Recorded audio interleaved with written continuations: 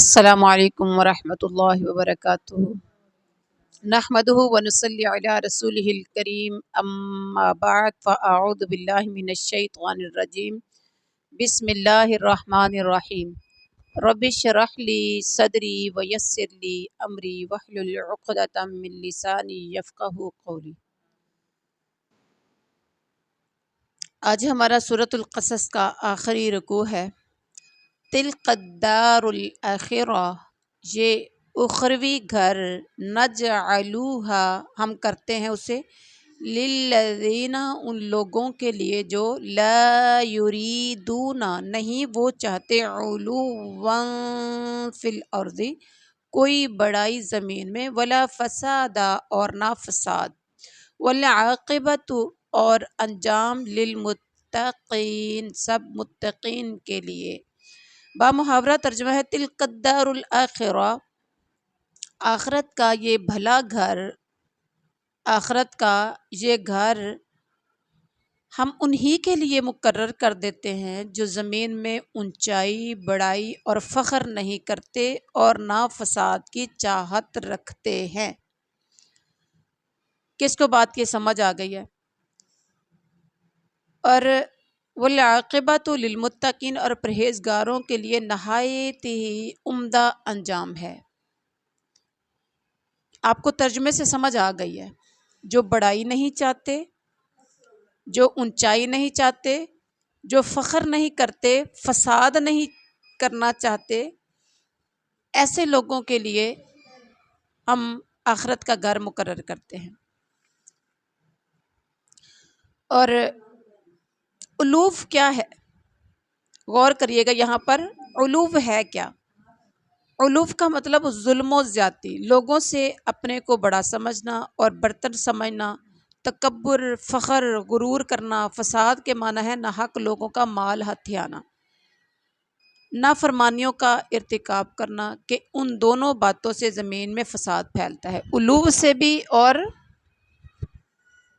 نافرمانیوں سے اور مال ہتھیانے سے۔ آپ کسی کا مال لے لیں تو لڑائی جھگڑا پڑے گا کہ نہیں، فتنہ فساد پھیلے گا۔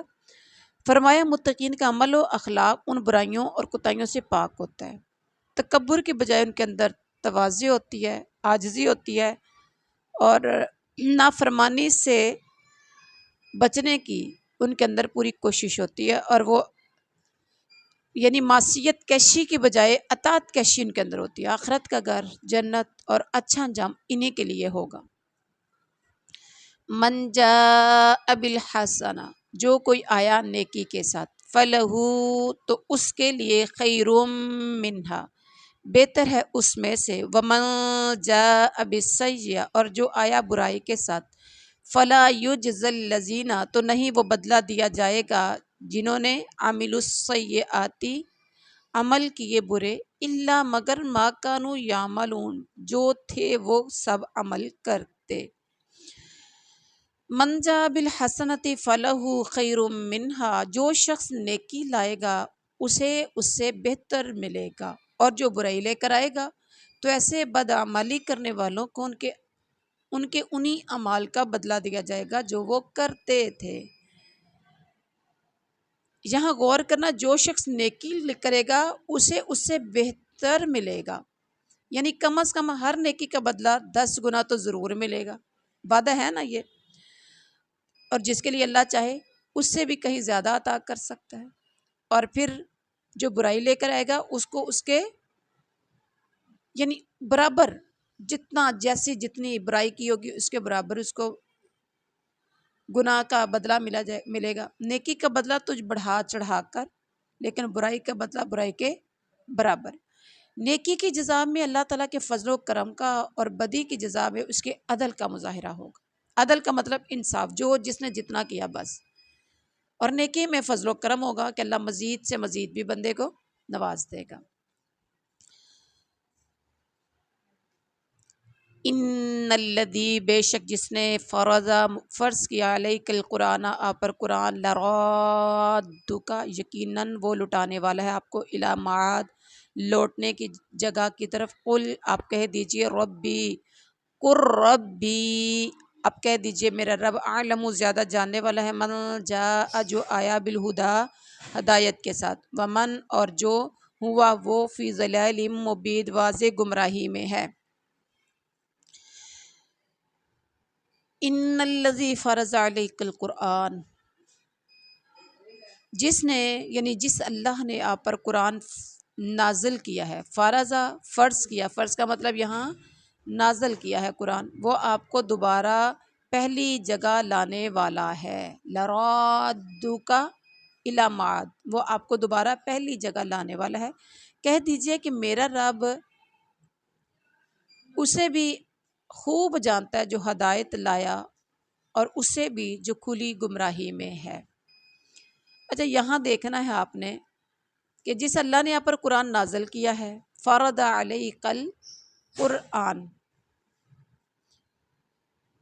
فرض کیا یعنی اس کی تلاوت اور اس کی تبلیغ اور دعوت آپ پر فرض ہے، جس نے مقرر کیا ہے، فرض کیا آپ پر قرآن۔ لرادک الی معاد، یقیناً وہ لٹانے والا ہے آپ کو لٹانے کی جگہ کی طرف، یعنی آپ کے مولد مکہ، ایسی جگہ مولد جہاں آپ پیدا ہوئے تھے۔ کہاں پیدا ہوئے تھے؟ مکہ میں، جہاں سے آپ نکلنے پر مجبور کر دیے گئے تھے۔ کفار مکہ نے، مشرکین مکہ نے مجبور کیا تھا مکہ سے نکلنے پر۔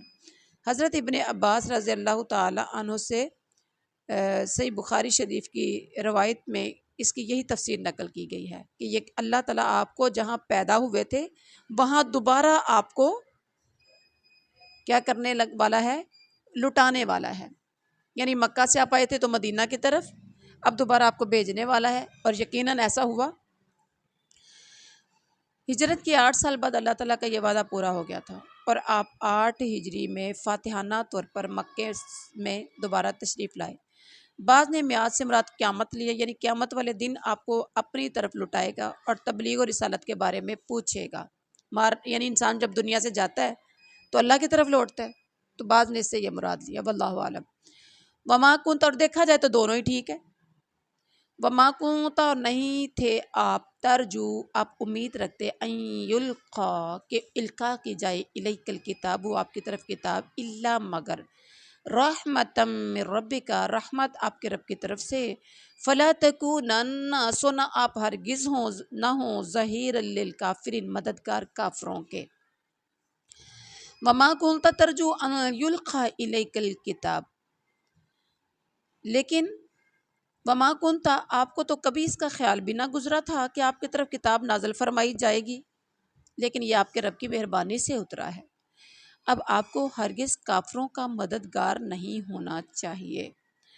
یہاں غور کیجئے، نبوت سے قبل آپ کے وہم و گمان میں بھی نہیں تھا کہ آپ کو رسالت کے لیے چنا جائے گا اور آپ پر کتاب الہی کا نزول ہوگا، اور لیکن یہ آپ کے رب کی مہربانی سے اترا ہے۔ مطلب یہ ہے، یہ نبوت و کتاب سے سرفرازی اللہ کی خاص رحمت کا نتیجہ ہے تو جو آپ پر ہوئی ہے۔ اس سے یہ بھی پتہ چلا کہ نبوت کوئی ایسی چیز نہیں ہے جسے محنت کوشش سے حاصل کیا جا سکتا ہو، بلکہ یہ سراسر ایک وہبی چیز ہے۔ اللہ اپنے بندوں میں سے جسے چاہتا ہے اس سے نبوت اور رسالت سے مشرف فرماتا ہے، حتیٰ کہ حضرت محمد صلی اللہ علیہ وسلم کو سلسلۃ الذھب کی آخری کڑی قرار دے کر آپ پر اس کا خاتمہ کر دیا گیا۔ اس کے بعد ہے وَلَا يَصُدَّنَّكَ عَنْ آیَاتِ اللَّهِ، اور نہ ہرگز وہ روکنے پائیں آپ کو اللہ کی آیتوں سے، بعد اس کے جب انزلت وہ نازل کی گئیں، الیک آپ کی طرف، وَدْعُ اور آپ بلائیں، الی ربک اپنے رب کی طرف، وَلَا تَكُونَنَّ اور نہ آپ ہو جائیں، من المشرکین مشرکوں میں سے، وَلَا يَصُدَّنَّكَ عَنْ آیَاتِ اللَّهِ، خیال رکھیے کہ یہ کفار آپ کو اللہ کی آیتوں کی تبلیغ سے نہ روک دیں، اللہ کی آیات سے نہ روکتے۔ اس کے بعد کہ یہ آپ کی جانب اتاری گئی تو آپ اپنے رب کی طرف بلاتے رہیں اور شرک کرنے والوں میں سے نہ ہو جائیں۔ اب دیکھیے یہاں پر ہے یہ کفار آپ کو اللہ کی آیتوں کی تبلیغ سے روک نہ دے، مطلب یہ ہے کہ کسی اور کی یعنی یہ کافر جو ہے ان کی کافروں کی باتوں میں نہیں آنا، ان کی اظہار ثانی، ان کی طرف سے تبلیغ اور دعوت کی راہ میں رکاوٹیں، اور آپ کو قرآن کی تلاوت اور اس کی تبلیغ سے روک نہ دیں، بلکہ آپ پوری تندہی اور یکسوئی سے رب کی طرف بلانے کا کام کرتے رہیں۔